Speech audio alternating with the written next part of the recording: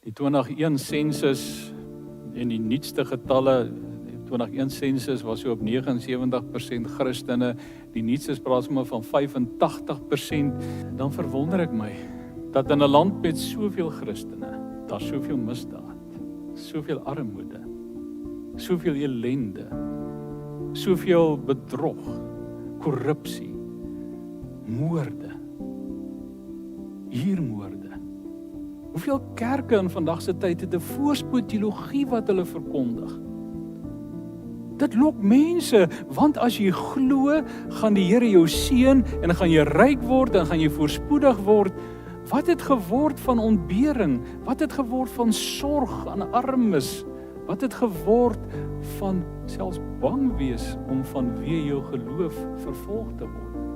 Ek dink ons het baie om oor te dink, my broer en suster. Hoe kan ons die elemente dalk van die eerste 3 eeue herbedink, nuut bedink, nuut implementeer,